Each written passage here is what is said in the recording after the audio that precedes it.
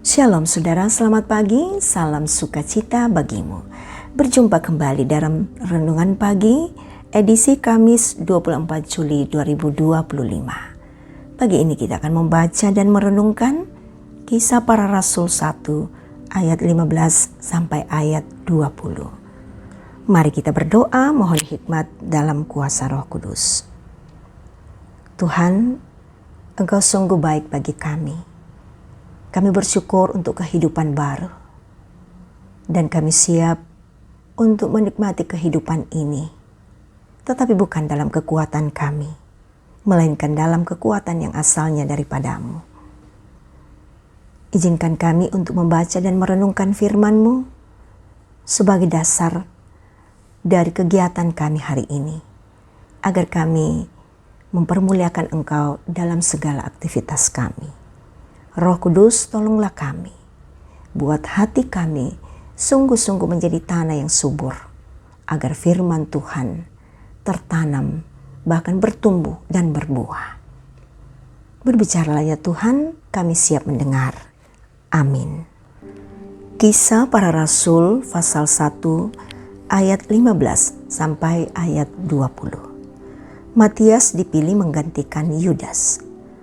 Pada suatu hari berdirilah Petrus di tengah-tengah saudara-saudara yang sedang berkumpul itu, kira-kira 120 orang banyaknya, lalu berkata, "Saudara-saudara, haruslah digenapi yang tertulis dalam kitab suci, yang disampaikan lebih dahulu oleh Roh Kudus dengan perantaraan Daud tentang Yudas, pemimpin orang-orang yang menangkap Yesus. Dahulu ia termasuk salah seorang dari kami, dan menerima bagian di dalam pelayanan ini. Yudas ini telah memperoleh sebidang tanah dari upah kejahatannya. Lalu ia jatuh tertelungkup dan perutnya terbelah sehingga semua isi perutnya tertumpah keluar. Hal itu diketahui oleh semua penduduk Yerusalem, sehingga tanah itu mereka sebut dalam bahasa mereka sendiri Hakal Dama, artinya tanah darah. Sebab ada tertulis dalam kitab Mazmur, biarlah perkemahannya menjadi sunyi, dan biarlah tidak ada penghuni di dalamnya, dan biarlah jabatannya diambil orang lain." Amin. Firman Tuhan. Buah kejahatan, buana kakadakean. Itulah tema kita saat ini. Saudara, siapa yang menanam, dia yang akan menuai. Ungkapan ini menggambarkan tentang hukum tak bertuai atau sebab akibat antara apa yang kita lakukan dan hasil yang kita peroleh. Peribahasa ini pun nyata terjadi dalam hidup seorang Yudas. Bacaan hari ini menuliskan bahwa pengkhianatan Yudas terhadap Yesus adalah sebuah kekejian. Yudas menjadi tidak setia dan hidup dalam kejahatan. Pikiran, perilaku, dan tindakan Yudas bertentangan dengan standar kebenaran Tuhan. Dan hasilnya, Yudas menuai beberapa hal dari perbuatannya itu. Pertama, kehilangan jabatan kerasulan. Yudas adalah salah seorang dari murid Yesus. Ia dipanggil dan dibenarkan oleh Yesus secara langsung. Keterpilihan Yudas ini sangat spesial, karena tidak semua orang dipanggil secara khusus pada waktu itu untuk menjadi murid Kristus.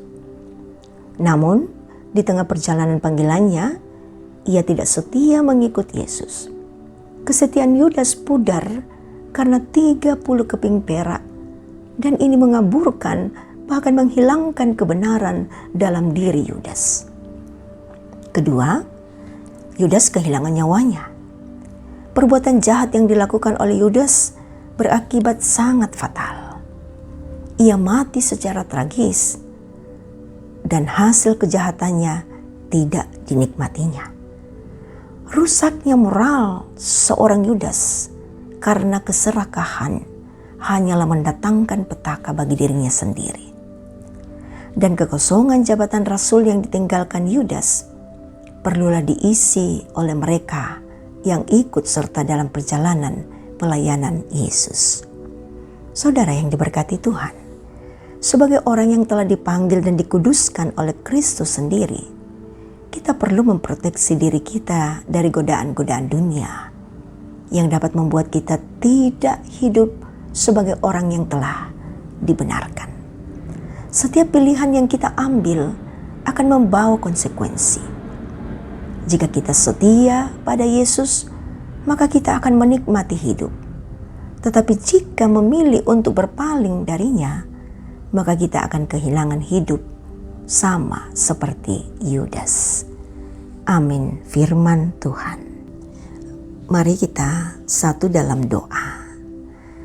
Bapa di sorga, kami memperoleh pelajaran yang sangat berharga dari setiap perkataan-perkataan-Mu melalui pembacaan kami. Kami boleh belajar tentang sikap dari seorang Yudas.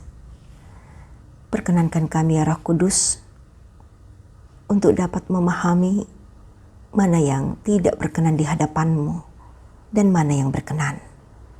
Bungkus kami dengan kuasa-Mu Tuhan, agar pikiran kami, perilaku kami betul-betul berada di dalam standar kebenaran-Mu.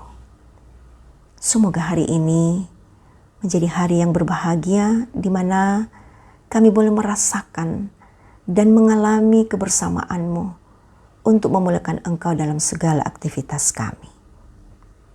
Tuhan, tilik kami dalam segala keberadaan kami Bapa. Apa yang kami alami, apa yang kami rasakan, entah secara fisik ataupun juga psikis. Buat kami Tuhan untuk kuat dan melihat bahwa semua kekuatan ada pada-Mu. Dan karena itu kami membawa setiap kondisi kami, jemaat-Mu Tuhan, umat-Mu, bangsa dan negara kami, hanya ke dalam tangan kasih-Mu. Tuhan memberkati kami semua. Setiap kami yang boleh menyatu dalam renungan pagi ini, Tuhan, hamba percaya kami semua adalah orang yang sungguh berbahagia. Karena Tuhan memberkati kami sekalian. Ini doa kami Tuhan, pengharapan kami hari ini dan syukur kami. Kami bawa dalam satu nama, Yesus Kristus Juru Selamat kami yang hidup. Amin. Terimalah berkat Tuhan. Tuhan memberkati engkau dan melindungi engkau. Tuhan menyinari engkau dengan wajah-Nya dan memberi engkau kasih karunia. Tuhan menghadapkan wajah-Nya kepadamu dan memberi engkau damai sejahtera. Amin. Demikian kebersamaan kita dalam renungan pagi. Tuhan Yesus memberkati kita semua.